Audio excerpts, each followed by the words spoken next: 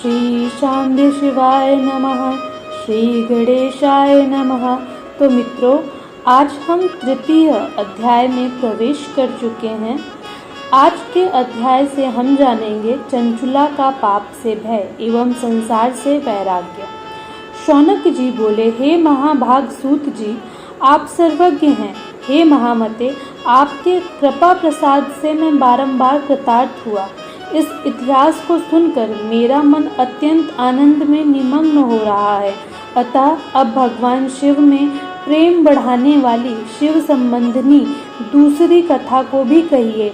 अमृत पीने वालों को लोक में कहीं मुक्ति नहीं प्राप्त होती है, किंतु भगवान शंकर के कथा अमृतपान तो प्रत्यक्ष मुक्ति देने वाला है।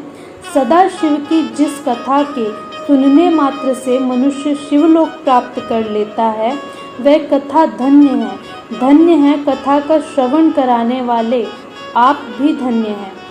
सूत जी बोले, हे शौनक, सुनिए, मैं आपके सामने गोपनीय कथा वस्तु का भी वर्णन करूंगा, क्योंकि आप शिव भक्तों में अग्रगण्य तथा वेद वक्ताओं में श्रेष्ठ हैं।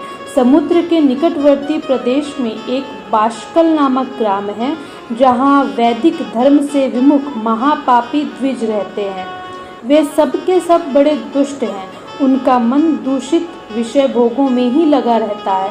वे न देवताओं पर विश्वास करते हैं, न भाग्य पर। वे सभी कुटिल वृत्ति वाले हैं, किसानी करते हैं और भांति भांति के घातक अस्त्र शस्त्र रखते हैं। वे पर स्त्री गमन करने वाले और खल हैं। ज्ञान, वैराग्य तथा सद्कर्म को वे बिल्कुल नहीं जानते। वे सभी पशु बुद्धि वाले हैं और सदा दूषित बातों को सुनने में संलग्न रहते हैं। यहाँ पर द्विज ब्राह्मणों के लिए उपयोग किया गया है। जहाँ के द्विज यानी कि ब्राह्मण ऐसे हो, वहाँ के अन्य वर्णों के विषय में क्या कहा जाए। अन्य वर्णों के लोग भी उनकी भांति कुत्सित विचार रखने वाले, स्वधर्म विमुख एवं खल हैं।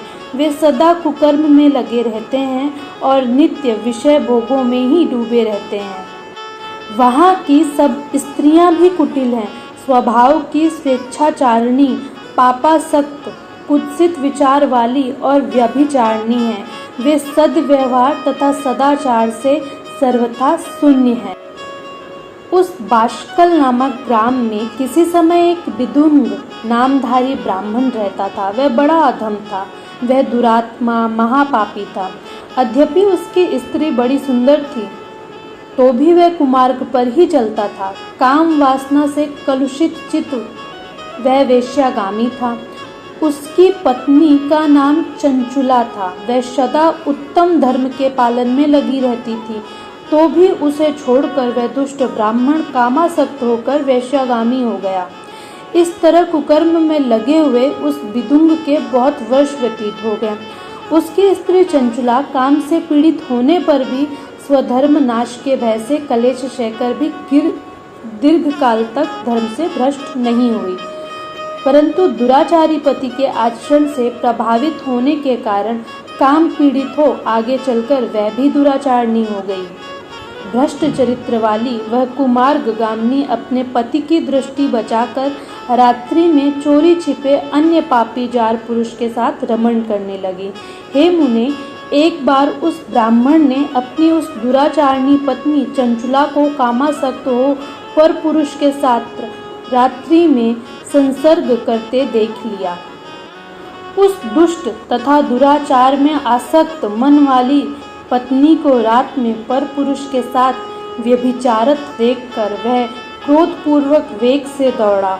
उस दुष्ट विदुंग को घर में आया जानकर वह कपटी व्यभिचारी तेजी से भाग गया।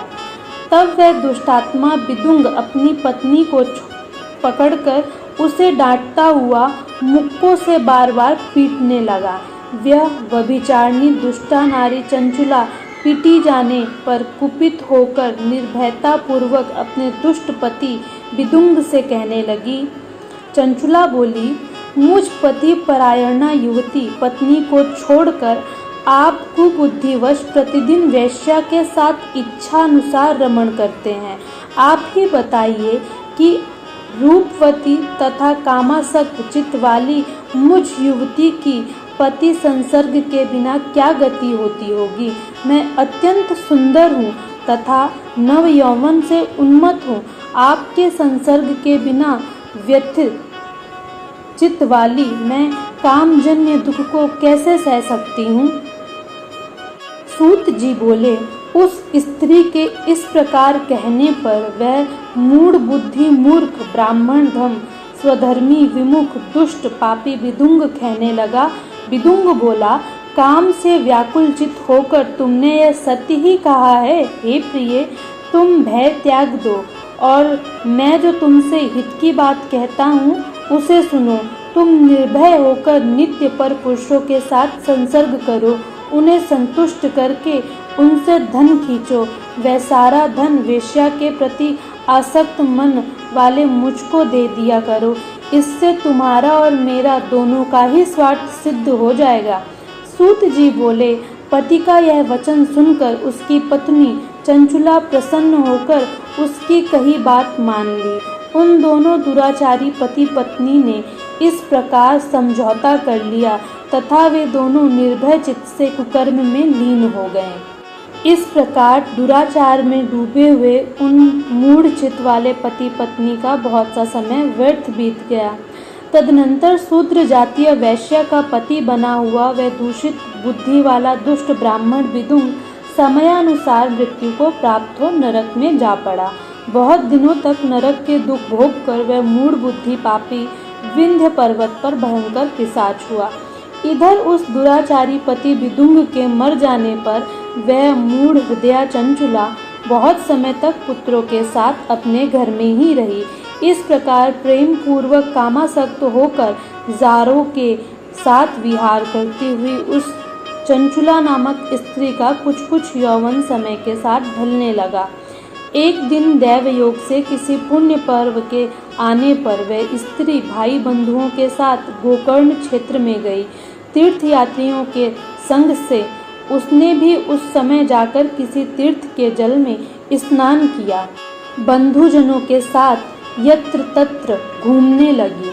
किसी देव मंदिर में उसने एक दैवज्ञ ब्राह्मण के मुख से भगवान शिव की परम पवित्र एवं मंगलकारिणी उत्तम पौराणिक कथा सुनी है। कथावाचक ब्राह्मण यहाँ पर कह रहे थे, ये बात हमारी सभी माताओं बहनों को सुनने की आवश्यकता है। आज ब्राह्मण पुरुष कह रहे थे, जो स्त्रियां पर पुरुषों के साथ व्यभिचार करती हैं वे मरने के बाद जब यमलोक में जाती हैं तब यमराज के दूत उनकी योनि में तपे हुए लोहे का परिग डालते हैं। पौराणिक ब्राह्मण के मुख से वह वैराग्य बढ़ाने वाली कथा सुनकर चंचुला भय से व्याकुल हो गई और वह कांपने लगी। जब कथा समाप्त हुई और लोग वहां से बाहर चले गए तब वह भयभीत नारी एकांत में शिव पुराण की कथा बाँचने वाले उन ब्राह्मण से कहने लगी। चंचुला ने कहा, ब्राह्मण, मैं अपने धर्म को नहीं जानती थी, इसलिए मेरे द्वारा बड़ा दुराचार हुआ है। स्वामी, इसे सुनकर मेरे ऊपर अनुपम कृपा करके आप मेरा उद्धार कीजिए। हे प्रभु, मैंने मूढ़ बुद्धि के कारण घोर पाप किया है। मैंने कामांध होकर अपनी संपूर्ण युवावस्था व्यभिचार में बिताई है। आज वैराग्य रस से ओतप्रोत होकर आपके इस प्रवचन को सुनकर मुझे बड़ा भय लग रहा है। मैं कांप उठी हूँ और मुझे इस संसार से वैराग्य हो गया है। मुझ मूढ़ चित्त वाली पापनी को धिक्कार है। मैं सर्वथा निंदा के योग्य हूँ।